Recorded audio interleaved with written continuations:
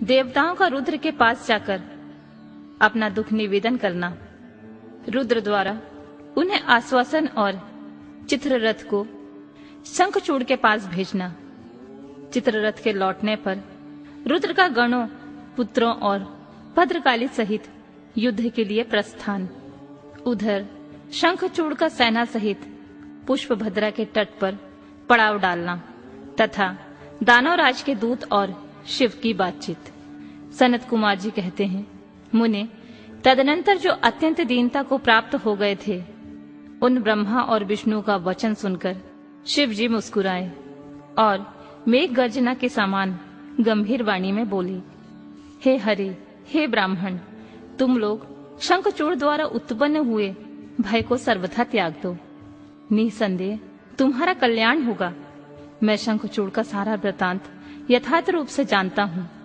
वह पूर्व जन्म में एक गोप था जो ऐश्वर्यशाली भगवान श्री कृष्ण का भक्त था। इसका नाम सुदामा था। वही सुदामा राधा जी के शाप से शंखचूड़ नामक दानव राज होकर उत्पन्न हुआ।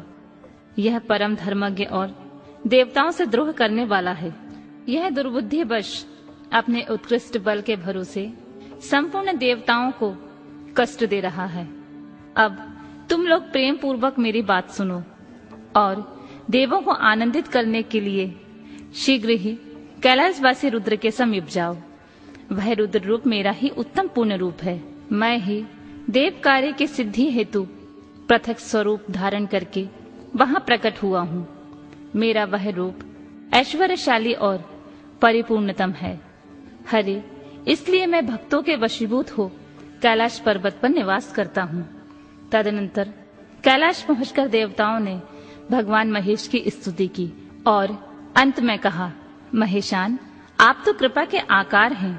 दीनों का उद्धार करना तो आपका बाना ही है। प्रभु, दानवराज शंखचूड़ का वध करके इंद्र को उनके भय से मुक्त कीजिए और देवों को इस विपत्ति से उबारिए। तब भक्त वत्सल शंभु देवताओं की इस प्रार्थना को सुनकर हंसे और मेघ गर्जन की सी गंभीर वाणी में बोले, हे हरे, हे ब्राह्मण, हे देवगण, तुम लोग अपने अपने स्थान को लौट जाओ। मैं निश्चय ही सैनिकों सहित शंखचूड़ का वध कर डालूंगा। इसमें तनिक भी संशय नहीं है। सनत कुमार जी कहते हैं, व्यास जी, महेश्वर की उस अमृतवाणी वचन को सुनकर संपूर्ण देवताओं को परम आनंद प्राप्त हुआ। उस समय उन्होंने समझ लिया कि अब दानव चंद्रचूड़ मरा ही समझो। तब महेश्वर के चरणों में प्रणिपात करके विष्णु बैकुंठ की ओर और ब्रह्मा सत्यलोक को चले गए तथा संपूर्ण देवता भी अपने अपने स्थान को प्रस्थित हुए। इधर उन महारुद्र ने, जो परमेश्वर दुष्टों के लिए काल रूप और सत्पुरुषों की गति हैं, देवताओं की इच्छा से अपने मन में शंखचूड़ का वध करने का निश्चय किया। तब उन्होंने प्रसन्नता पूर्वक अपने प्रेमी गंधर्व राज चित्ररथ को दूत बनाकर शीघ्र ही शंखचूड़ के पास भेजा।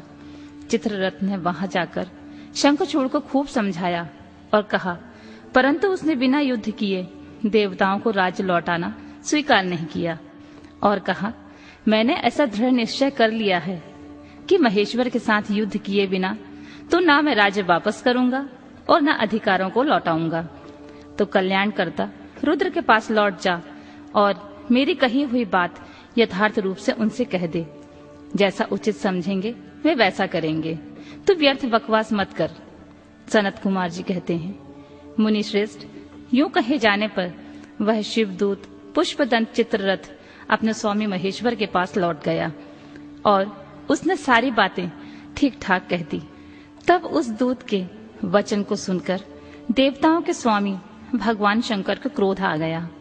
उन्होंने अपने वीरभद्र आदि गणों से कहा, हे वीरभद्र, हे नंदिन, क्षेत्रपाल, आठों भैरव, मैं आज शीघ्र ही शंखचूड़ का वध करने के लिए निमित्त चलता हूँ।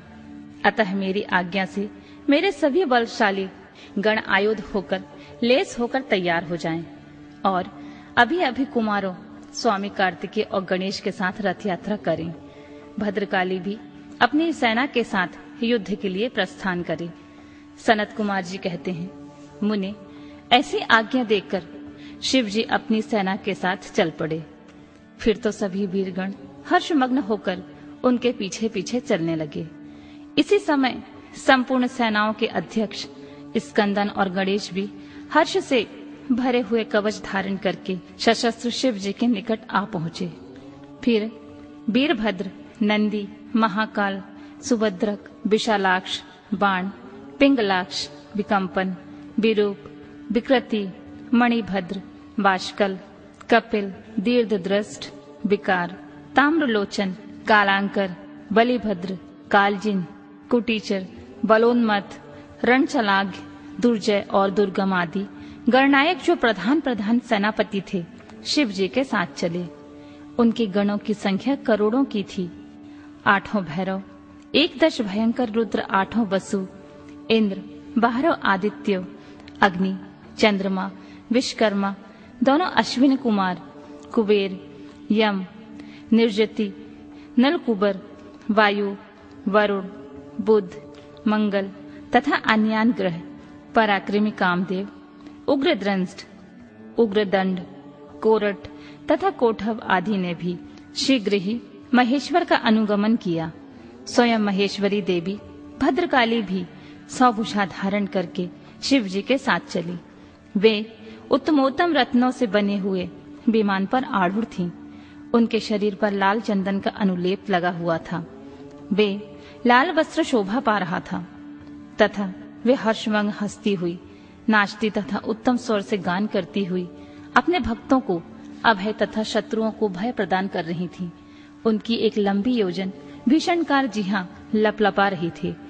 वे अपने हाथों में शंख, चक्र, गदा, पद्य, ढाल, तलवार, धनुष, बाण, 1 योजन विस्तार वाला गहरा गोलाकार खप्पर, गगनचुंबी त्रिशूल, 1 योजन लंबी शक्ति, मुद्गर, मूसल, वज्र, खड़ग, तीखा फलक, वैष्णव शस्त्र, वरुण शस्त्र, वायव शस्त्र, नागपाश, नारायण स्त्रव, गंधास्त्र, ब्रह्मास्त्र, गरुणास्त्र, पशुपतास्त्र, पर्वशास्त्र आदि पराक्रमी सूर्यास्त्र, कालकाल, महानल, महेशास्त्र, यमदंडास्त्र, सम्मोहनास्त्र तथा समर्थ दिव्य अस्त्र और अन्य सैकड़ों दिव्यास्त्र धारण किए हुए थी। करोड़ों योगिनियों तथा डाकनियों उनके साथ थी।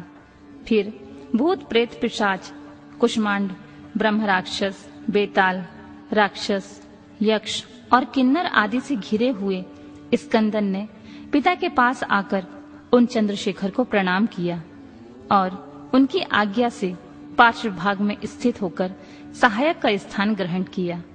तदनंतर रुद्र रूपधारी शंभु अपनी सारी सेना को एकत्रित करके शंखचूड़ के साथ लोहा लेने के लिए निर्भयता पूर्वक आगे बढ़े और देवताओं का उद्धार करने के लिए चंद्रभागा नदी के तट पर मनोहर बट वृक्ष के नीचे खड़े हो गए।